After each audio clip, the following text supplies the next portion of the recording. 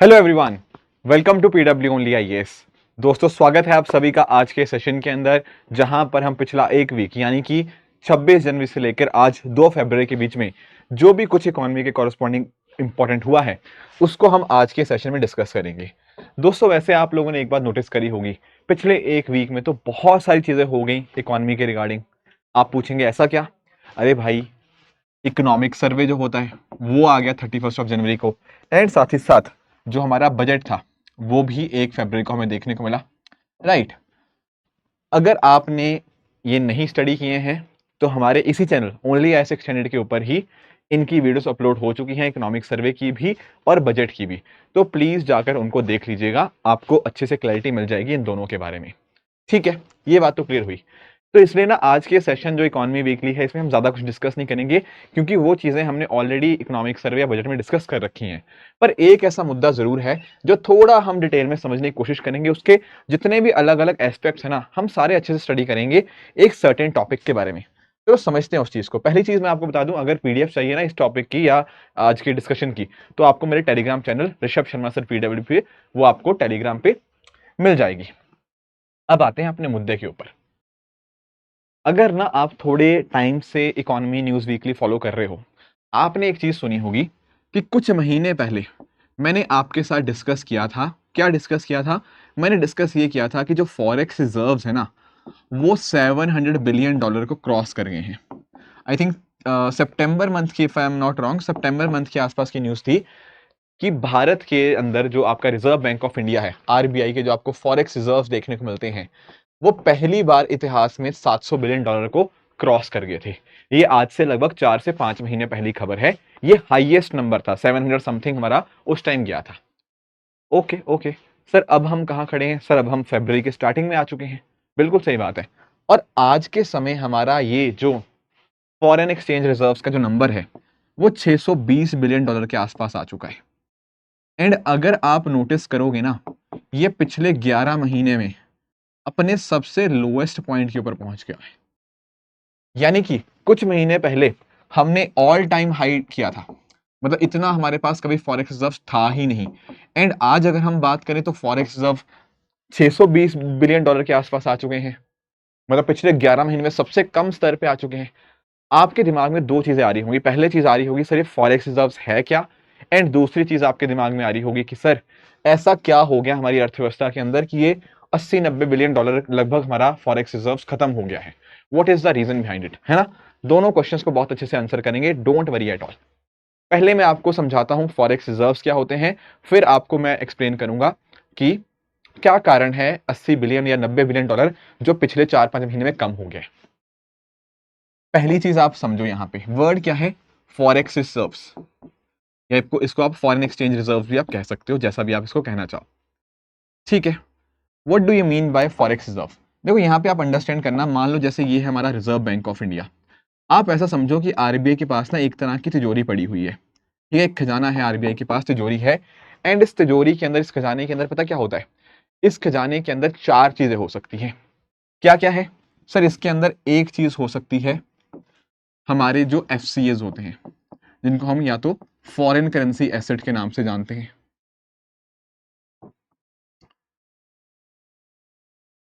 ठीक है, और क्या होता है सर इसके अंदर? दूसरा होता है इसके अंदर गोल्ड। तीसरा इसका अंदर होता है आपका एसडीआर, स्पेशल ड्राइंग राइट्स।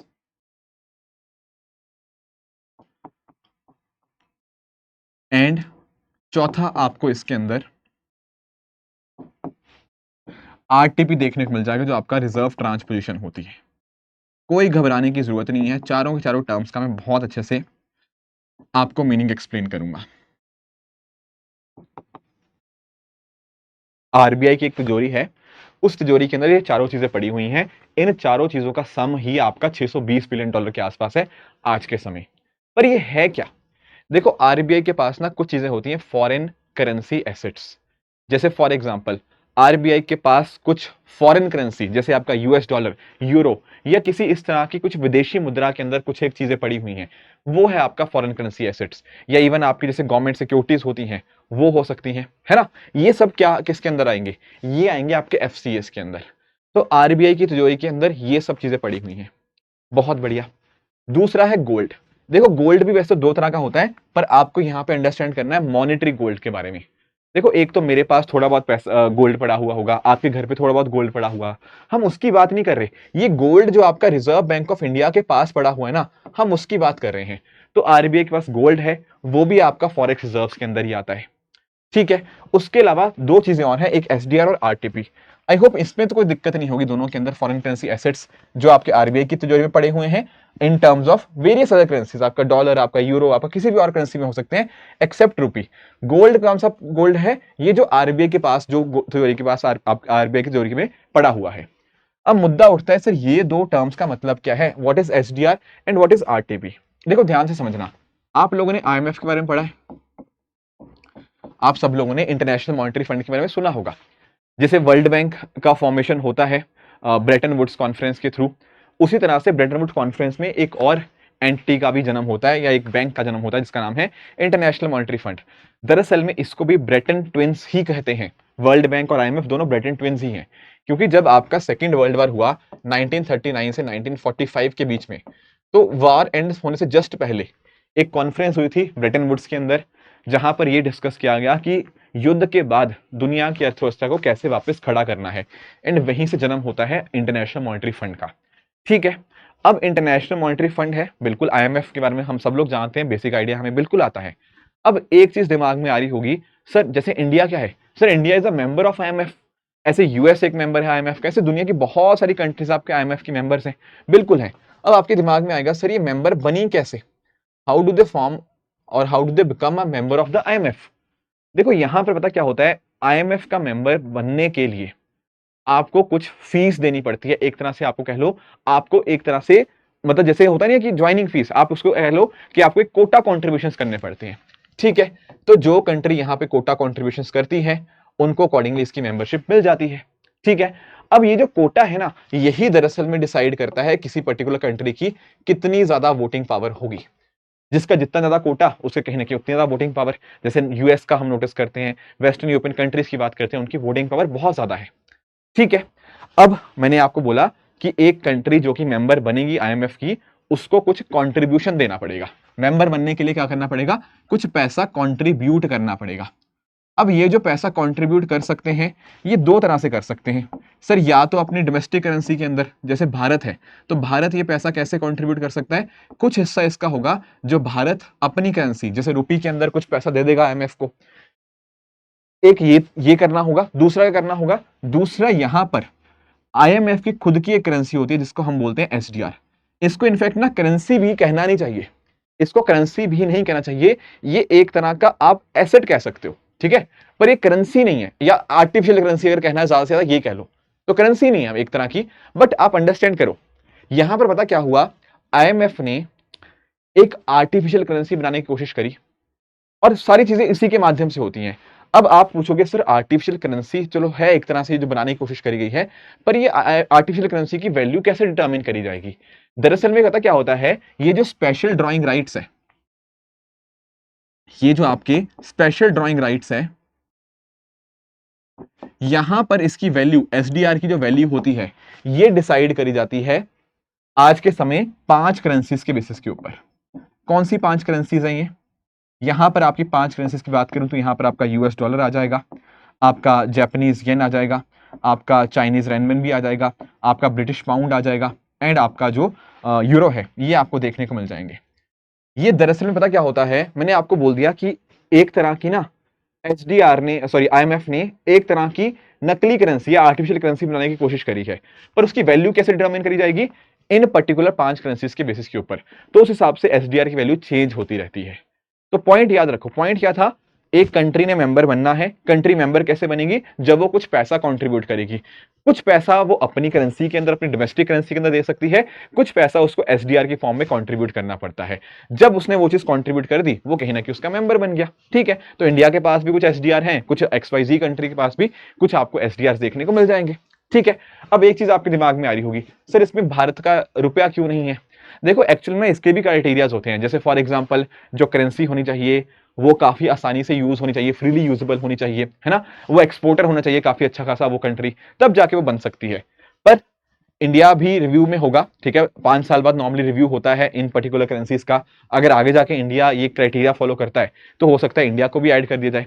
पर आप मतलब समझे क्या, एसडीआर का मतलब सिंपल सा है, एक तरह की, मैं करेंसी वर्ड इस्तेमाल नहीं करूंगा क्योंकि एसडीआर दरअसल करेंसी नहीं है, ज्यादा से ज्यादा आप इसको आर्टिफिशियल करेंसी कह सकते हो, बस और कुछ नहीं।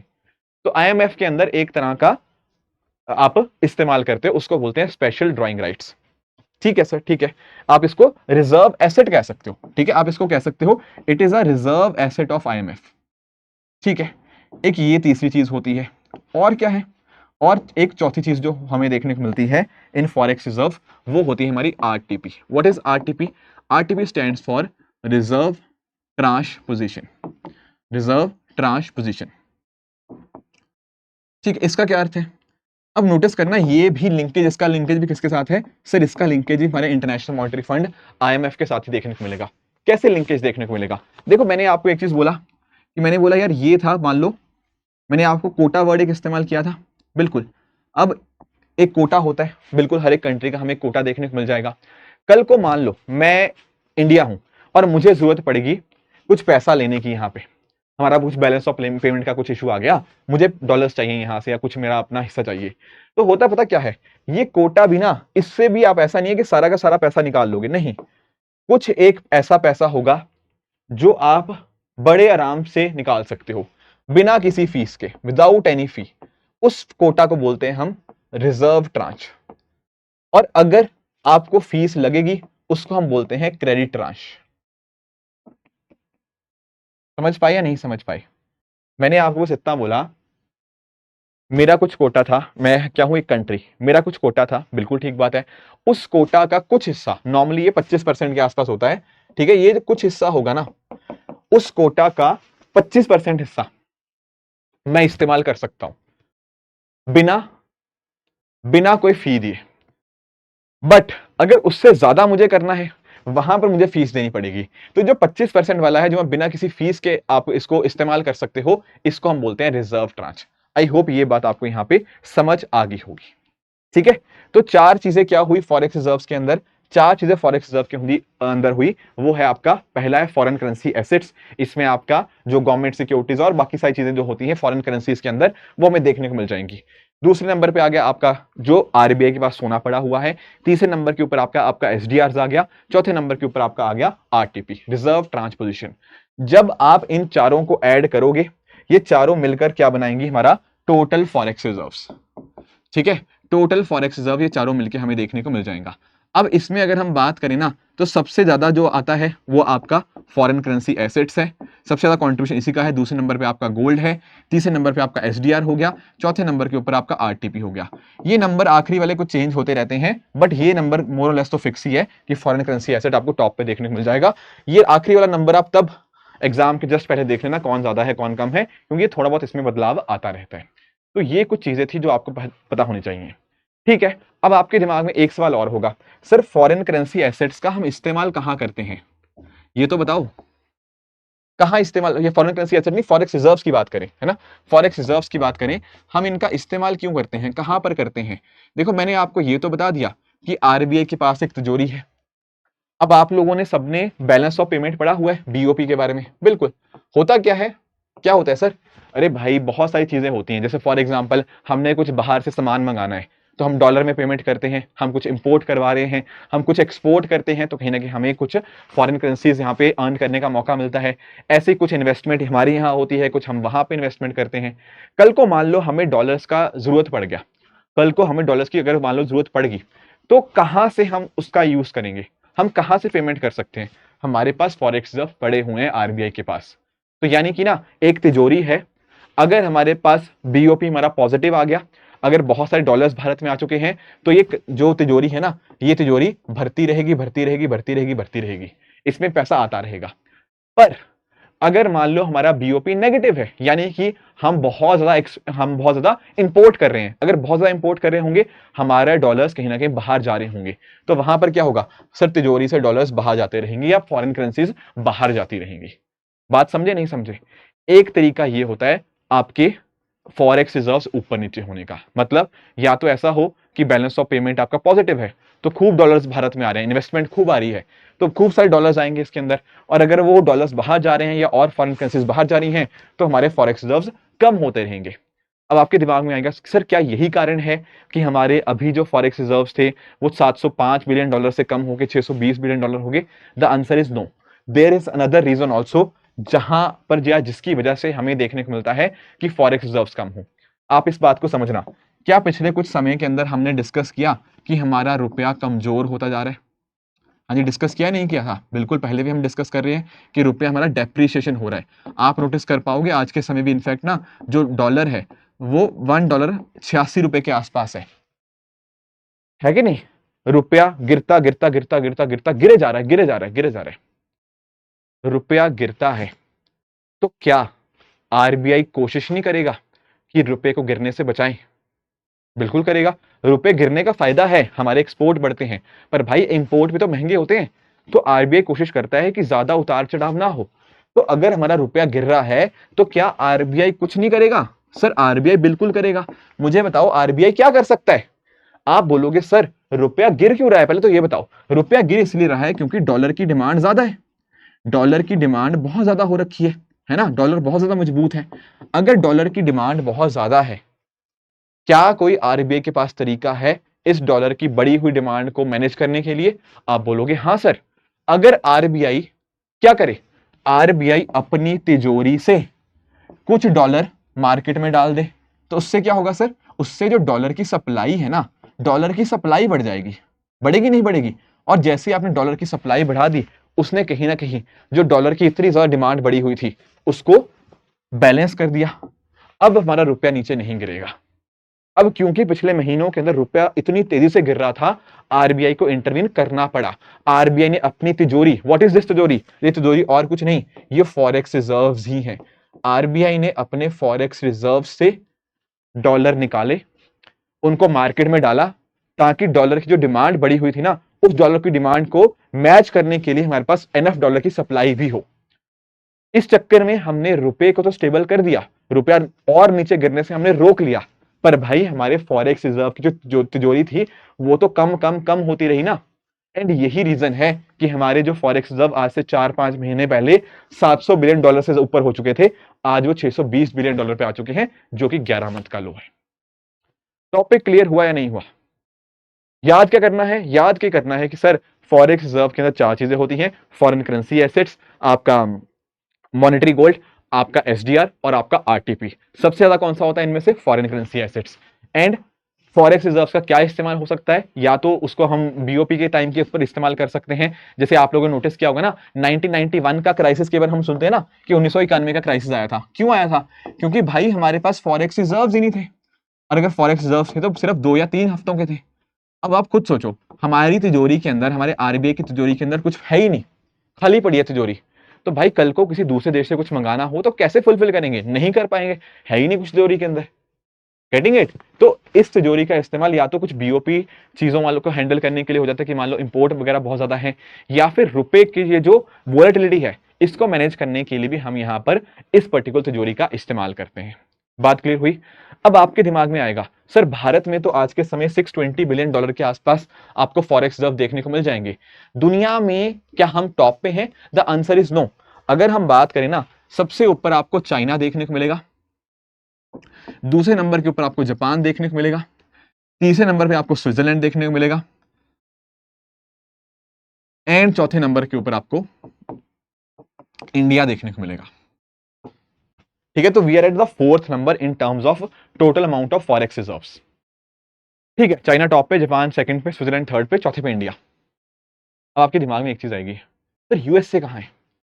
यूएसए टॉप पे नहीं होना चाहिए? वो आया सवाल या नहीं आया सवाल दिमाग में? मुझे एक चीज बताओ, हमारे लिए फॉरेक्स रिजर्व्स क्या है? Sir dollar. यूएसए के लिए डॉलर क्या है? यूएसए के लिए डॉलर क्या है? यूएसए के लिए डॉलर डोमेस्टिक करेंसी है। अब दुनिया तो पूरी डॉलर पे चलती है ना, डॉलर की इतना डोमिनेंस है, हर कंट्री चाहती है डॉलर उसके पास हो। अब यूएसए की तो खुद की करेंसी है डॉलर, उसके लिए तो डोमेस्टिक करेंसी हुई, उसके लिए फॉरेन करेंसी थोड़ी हुई। वो क्या करेगा डॉलर रख के? उसके पास वो तो खुद प्रिंट कर लेगा जब उसका मन करेगा। Are you getting my point? तो इस तरह से आपको पता होना चाहिए किस तरह से जो फॉरेक्स रिजर्व है हाईएस्ट किस कंट्री में हमें देखने को मिल जाएंगे। अब आखिरी दो छोटी छोटी चीजें और देखो, दरअसल में एक हमारे पास आरबीआई एक्ट है ना, आरबीआई एक्ट जो 1934 है, उसी के माध्यम से आरबीआई को एम्पावर किया हुआ है कि आप फॉरेक्स रिजर्व्स का ध्यान रखोगे। ठीक है, फॉरेक्स रिजर्व्स का आप यहाँ पे ध्यान रखोगे। एक आखिरी छोटी सी चीज और, एक टर्म होती है जिसको हम जानते हैं किस नाम से, इंपोर्ट कवर के नाम से। अब आप पूछोगे ये क्या होता है इंपोर्ट कवर? देखो यार, आपके पास फॉरेक्स रिजर्व्स हैं, बिल्कुल है। इन फॉरेक्स रिजर्व्स का इस्तेमाल करके आप कितने महीनों तक इंपोर्ट करवा सकते हो? सिंपल सा एग्जांपल मैं आपको बताता हूं। लेट अस से मैंने आपको बोला कि आपकी कंट्री में ना $100 बिलियन के फॉरेक्स रिजर्व्स हैं। क्या कहा मैंने कहा टोटल फॉरेक्स रिजर्व्स कितने हैं आपकी कंट्री के पास? लेट अस से $100 बिलियन। ठीक है, और मैं आपको बोलता हूं कि हर महीने पता क्या करते हो आप? हर महीने आप $10 बिलियन के वर्थ गुड्स या सर्विसेज को इंपोर्ट करवाते हो। हर महीने आप $10 बिलियन का इंपोर्ट करवाते हो। तो मुझे ये बता सकते हो कि कितने महीने तक आपके पास फॉरेक्स रिजर्व्स हैं इन इंपोर्ट को मैच करने के लिए? आप बोलोगे सर हर महीने मुझे $10 बिलियन चाहिए होते हैं इंपोर्ट करवाने के लिए, और अगर मेरे पास $100 बिलियन है ना, तो आप नोटिस कर पाओगे यहां पर मैं टोटल 10 महीने तक काम चला सकता हूं इन पर्टिकुलर फॉरेक्स रिजर्व्स के साथ। आई बात समझ में? ये 10 मंथ्स क्या है? ये और कुछ नहीं, ये आपका इंपोर्ट कवर है। Number of months that the forex reserves can cover the total imports in each month, मतलब समझे? पॉइंट ये हुआ। अब इंडिया के केस में लगभग ये 9 से 10 महीने का हमें देखने को मिल जाता है जो इंपोर्ट कवर है। अब नोटिस करो 1991 का टाइम जब बीओपी क्राइसिस आया था, तब ये 15 से 20 दिन का था। तो यानी कि पिछले 4-5 महीने में हमारे फॉरेक्स रिजर्व्स कम भले ही हुए हैं, पर तब भी हम काफी कंफर्टेबल पोजीशन में हैं। आज भी हमें 9-10 महीने के लिए हम बहुत आराम से सूटेड हैं, कोई दिक्कत नहीं, कोई पैसा नहीं आएगा डॉलर, कोई दिक्कत नहीं। हमारे पास 9 से 10 महीने का बफर है, कोई भी इंपोर्ट आएगा हम कर लेंगे 9 से 10 महीनों के लिए। ठीक है, नंबर कम भले हुआ है but we are fairly in the comfortable position. तो आई होप आपको ये चीजें जो फॉरेक्स रिजर्व्स था, इंपोर्ट कवर था एंड रुपया डेप्रिशिएशन, ये सारी चीजें कहीं ना कहीं इनका लिंकेज जो था वो समझ आया होगा। इनफैक्ट ना मैंने पिछले हफ्ते आपको एक होमवर्क भी दिया था, मैं आपको वो करवा भी देता हूं। कौन सा क्वेश्चन दिया था? मैंने आपको ये होमवर्क दिया था, है ना? यहां पर मैंने आपसे पूछा था which of the following group of item is included in India's foreign exchange reserves. अब ध्यान से अंडरस्टैंड करना, यहाँ सारे ऑप्शन नहीं दिए बट आपको एलिमिनेशन करना पड़ेगा। जैसे आप नोटिस करो ऑप्शन ए में यहाँ पे बात हुई है लोन्स की। देखो यार, foreign currency assets, yes they are a part of forex reserves. SDR भी आपका फॉरेक्स रिजर्व का पार्ट है, पर लोन वोन थोड़ी पार्ट होता है। तो ये फर्स्ट तो गलत हो गया। बाकी अगर आप थर्ड देखो, थर्ड में भी फिर से लोन की बात कर दी। अरे लोन नहीं आता यार इसका हिस्सा, और ऑप्शन डी भी गलत है, लोन हिस्सा नहीं होता। तो क्या हिस्सा क्या हुआ? Sir foreign currency assets, yes. आपकी जो आरबीआई की गोल्ड होल्डिंग है जिसको मॉनेटरी गोल्ड बोलते हैं, यस। एसडीआर हो गया। तो ये तीनों तो होते ही होते हैं, इसके साथ आपका जो आरटीपी रिजर्व ट्रांस पोजीशन। तो option number B will be the right answer in this particular case. I hope ये सबको समझ आ गया होगा। एक क्वेश्चन मैंने आपको और दिया था, वो दिया था मैंने बीटा के कॉरस्पॉन्डिंग, कि यहां पर जब हम बात करते हैं फाइनेंस की, तो फाइनेंस के अंदर आपका बीटा किस चीज को दरअसल में दर्शाता है? देखो यार, बीटा दर्शाता है कि आपका स्टॉक मार्केट के हिसाब से कितना वोलेटाइल है। समझ नहीं आया, आप बोल रहे होंगे। देखो अंडरस्टैंड करना, मान लो मैंने बोल दिया ना कोई XYZ स्टॉक है, मान लो मैंने बोल दिया रिलायंस का, हालांकि रिलायंस तो काफी स्टेबल है बट मतलब अभी तो नीचे जा रहा है, बट एनीवेज मैंने आपको बोल दिया कि रिलायंस का बीटा 1.5 है। रिलायंस इंडस्ट्रीज लिमिटेड का, लेटेस्ट से एग्जांपल, मतलब रैंडम एग्जांपल है, मान लो RIL का, रिलायंस इंडस्ट्रीज लिमिटेड का बीटा 1.5 है। 1.5 का मतलब क्या हुआ? इसका मतलब ये है कि अगर मान लो स्टॉक मार्केट 1% ऊपर गया ना, तो मेरा स्टॉक 1.5% ऊपर जाएगा। इसका उल्टा भी सही है, अगर आपका जो स्टॉक मार्केट है वो 1% नीचे जाएगा तो मेरा 1.5% नीचे जाएगा। तो यानी कि ना, अगर स्टॉक मार्केट में थोड़ा बहुत बदलाव आता है, आप में काफी बदलाव आता है। अगर मान लो किसी का बीटा 3, 4, 5 होता है, इसका मतलब क्या है? अचानक से वो स्टॉक ऊपर नीचे बहुत तेजी से मूव करता है। वो रिस्की एसेट्स हो सकते हैं कई बार, क्योंकि कई बार अगर ऊपर गया तो खूब ऊपर जाएगा आपका, नीचे आया तो खूब नीचे जाएगा। तो ये थोड़े रिस्की हो जाते हैं इस तरह से। तो बीटा वो दिखाता है कि आपका स्टॉक कितना वोलेटाइल है, कितनी तेज मूवमेंट है उस चीज की। जितना ज्यादा बीटा होगा उतना कहीं ना कहीं हमें उतना ज्यादा वोलेटाइल देखने को मिलेगा। सर क्या बीटा नेगेटिव भी हो सकता है? सोच के बताओ, क्या बीटा आपका नेगेटिव भी हो सकता है? The answer is yes. Beta negative का मतलब पता क्या है? बीटा नेगेटिव का मतलब ये है, अगर मार्केट ऊपर जा रही है, आपका स्टॉक नीचे जाने लगे, मार्केट नीचे जा रही है, आपका स्टॉक ऊपर जाए, तो उस केस में बीटा नेगेटिव होगा, यानी कि मार्केट के अपोजिट जा रहा है वो। इसको बोलते हैं बीटा। ठीक है, तो ये कुछ बातें थी जो आपको पता होनी चाहिए। बाकी आज के दोस्तों होमवर्क की बात करें तो this is your question number 1। You can try this question and मुझे कमेंट्स में आप इसका बता सकते हो कि क्वेश्चन नंबर 1 का आपका आंसर क्या है, राइट। एंड बात करें दूसरे क्वेश्चन की, ये आपका एफएसडीसी के रिगार्डिंग है। आप इसको पढ़ सकते हो, बता सकते हो कि इसका आंसर क्या आएगा, financial stability and development council का। इन दोनों क्वेश्चंस का आंसर आप मुझे नीचे कमेंट्स में बता सकते हो। लास्टली मैं आपको बता दूं, अगर आपको पीडीएफ चाहिए हुई तो आपको इस Telegram channel Rishabh Sharma sir PW पे इसकी पीडीएफ आपको यहाँ पे देखने को मिल जाएगी। ठीक है दोस्तों, ध्यान रखना, बजट इकोनॉमिक सर्वे की वीडियोस ऑलरेडी अपलोड हो चुकी हैं, प्लीज उनको गो थ्रू कर लेना। ठीक है, बाकी मिलते हैं नेक्स्ट वीक। इस तरह से आप सब लोग अपने एंड पे हार्ड वर्क करते रहिए। Thank you so much for joining, all the very best, thank you so much.